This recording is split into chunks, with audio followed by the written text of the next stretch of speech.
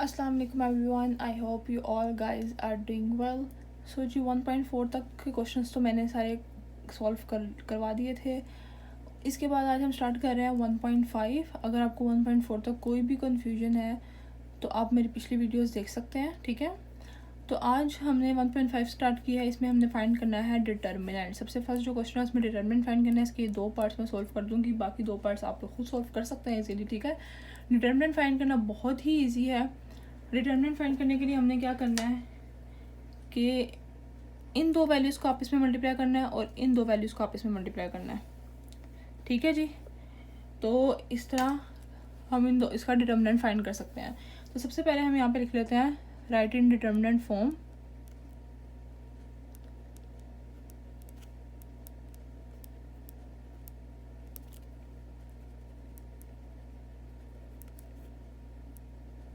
Determinant form में से लिखते हैं तो यहाँ पे तो हम इस तरह ब्रैकेट यूज़ करते हैं मैट्रिक्स में लिखने के लिए। डिटर्मिनेंट में लिखने के लिए हमने सिंगल दो लाइंस इस तरह से यूज़ करनी है, ठीक है। -1 1 2 0। तो इसका डिटर्मिनेंट जब हम फाइंड करेंगे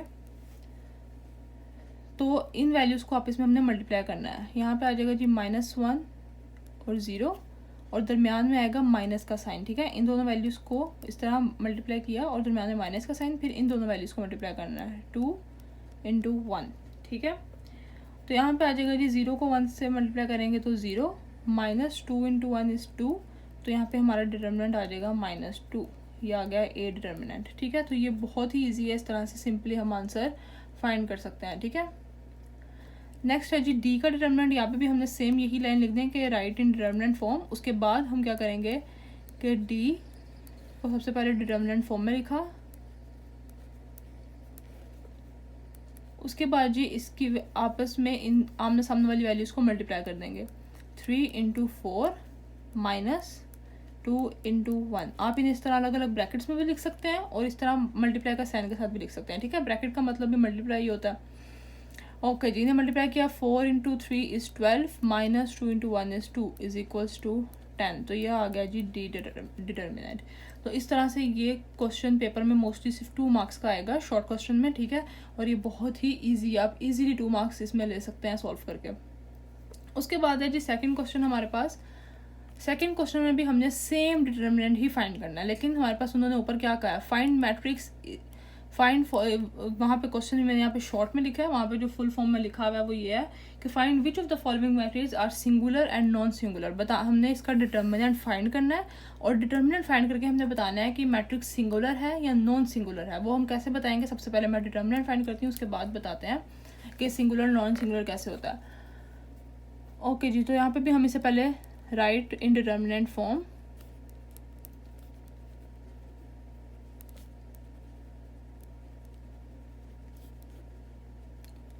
डिटर्मिनेंट फॉर्म में लिख लेते हैं सबसे पहले 3 6 2 4। ओके जी, अब इसका डिटर्मिनेंट फाइंड करते हैं। तो यहाँ पर आ जाएगा 3 × 4 -6 × 2,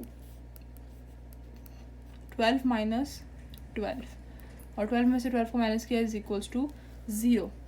तो यहाँ पे हमारे पास इस मैट्रिक्स का, इस डिटर्मिनेंट का जो आंसर आया है वो 0 है। अब जब भी डिटर्मिनेंट फाइंड करने के बाद 0 आ जाएगा तो इसका मतलब है it is a singular matrix,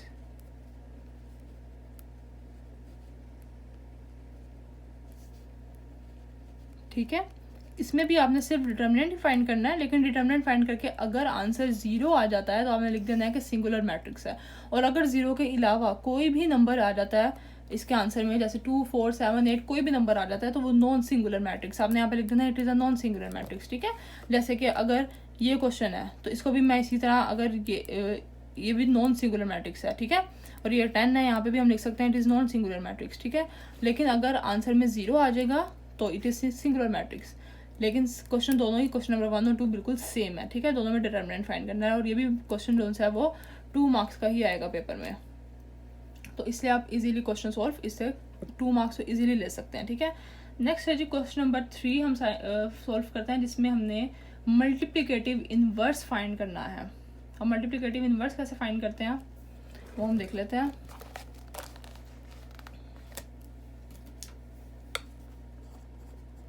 question number 3 है जी हमारे पास, फाइंड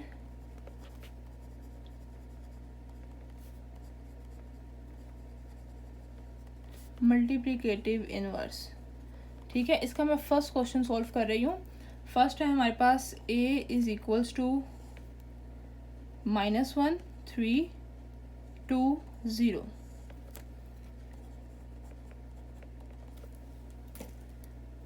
ओके जी, ये है हमारे पास a। अब मल्टीप्लिकेटिव इनवर्स फाइंड करने का हमारे पास एक फॉर्मूला जो उन्होंने हमें दिया हुआ है बुक में, ठीक है, वो ये है कि a inverse is equals to determinant a into adjoint of a। ये है हमारे पास a इनवर्स का या मल्टीप्लिकेटिव इनवर्स का फॉर्मूला। ठीक है, जो भी उन्होंने आपको यहाँ पे दिया हुआ है उसका a इनवर्स आपने यहाँ पे लिख देना है, इसको मल्टीप्लिकेटिव इनवर्स भी कहते हैं, और ये है इसका फॉर्मूला। अब इसको फाइंड करने के लिए, इनवर्स फाइंड करने के लिए हमें दो चीज़ें चाहिए, एक तो डिटर्मिनेंट a चाहिए, दूसरा एडजॉइंट ऑफ a चाहिए। ठीक है, दो चीज़ें चाहिए। डिटर्मिनेंट ऑफ a तो हमने अभी सीखा कि किस तरह से फाइंड करना है, तो सबसे पहले हम सबसे जल्दी से डिटर्मिनेंट ऑफ a फाइंड कर लेते हैं। -1 3 2 0। Okay ji, determinant of a हमारे पास आ जाएगा -1 इंटू 0 -3 इंटू 2। तो यहाँ पे आ जाएगा 0 -3 इंटू 2 इज 6। तो ये हमारे पास आ जाएगा -6 which is not is equals to 0। ये 0 के इक्वल नहीं है। आपने आगे अगर कोई भी वैल्यू 0 के इक्वल आ जाएगी, यहाँ पे 0 के इक्वल आ जाएगी, तो हम इसका इन्वर्स फाइंड कर ही नहीं सकते। क्यों नहीं कर सकते? क्योंकि डिटर्मिनेंट ऑफ a जो है वो डिवाइड में है, नीचे है ना, डिवाइड में है। तो अगर डिवीजन के साथ किसी भी वैल्यू को आप 0 के साथ डिवाइड करते हैं, तो वो कैलकुलेटर में भी अगर आप किसी भी वैल्यू को 0 के साथ डिवाइड करें तो वो मैथ एरर आ जाता है, वो आप कर ही नहीं सकते फाइंड। ठीक है, तो इसलिए अगर यहाँ पे 0 आ गया, डिटर्मिनेंट ऑफ a 0 आ गया, तो आपने यहाँ पे लिख देना है कि इसका इन्वर्स पॉसिबल ही नहीं है। ठीक है, लेकिन अगर यहाँ पे कोई भी वैल्यू आ जाती है तो फिर आपने लिख देना है क्योंकि ये 0 के इक्वल नहीं है, इस वजह से इसका हम मैट्रिक्स फाइंड कर सकते हैं। इसलिए a इनवर्स जो सा है वो एग्जिस्ट करता है। ठीक है, तो a इनवर्स एग्जिस्ट करता है। क्यों? क्योंकि ये 0 के इक्वल नहीं आया। ओके जी, अब डिटर्मिनेंट ऑफ a तो हमने फाइंड कर लिया। नेक्स्ट हमें एक और चीज़ चाहिए, वो है adjoint of a।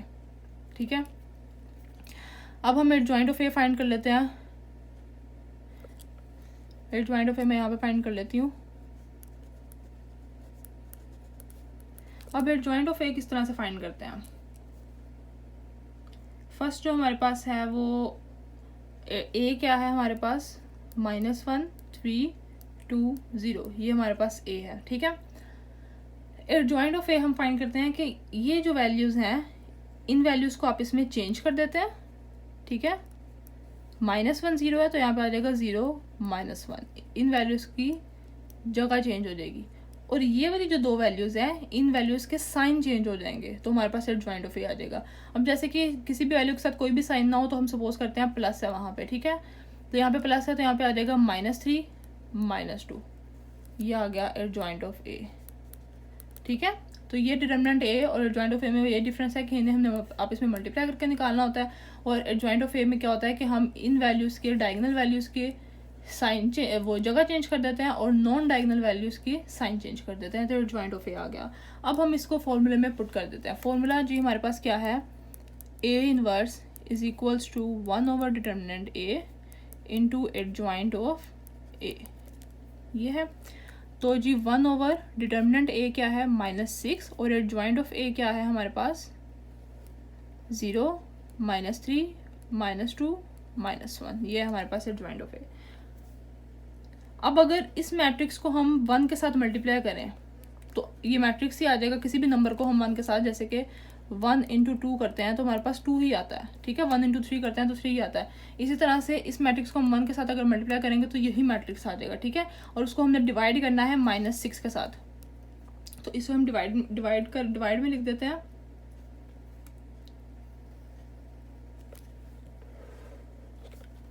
Okay ji, divide में लिखेंगे तो यहाँ पे आएगा,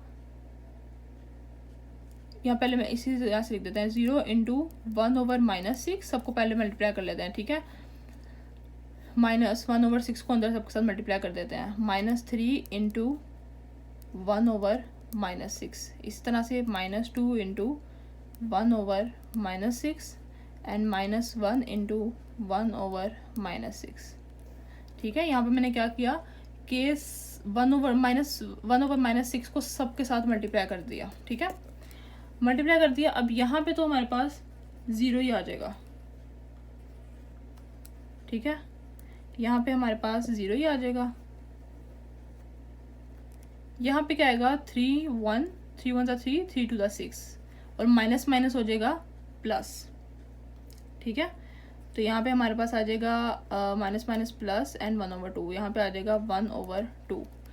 यहाँ पे भी माइनस माइनस प्लस हो जाएगा, 2 1 2 2 3 6। तो यहाँ पे आ जाएगा 1/3 माइनस माइनस प्लस और 1 1 1 1/6। तो जी यहाँ पे हमारे पास A इनवर्स आ गया है 0 1/2 1/3 1/6। ये हमारे पास आ गया A इनवर्स। तो ये भी बहुत ही इजी था फाइंड करना। ठीक है, सबसे जो मेन चीज़ इसमें है वो यही है कि आपने A डिटर्मिनेंट तो बहुत ईजी है निकालना, वो भी आ गया, और जॉइंट ऑफ A भी बहुत ही ईजी है निकालना है। ये दोनों चीज़ें इजीली आपने फाइंड कर ली, उसके बाद बस आपने फॉर्मूला में पुट करनी है और इन्हें सॉल्व करना है, और ये बहुत ईजी है। ठीक है, और अगर मेरी ये वीडियोस थोड़ी सी भी आपके लिए हेल्पफुल रही हो तो please like and subscribe my channel and thank you for watching. अल्लाह हाफिज़।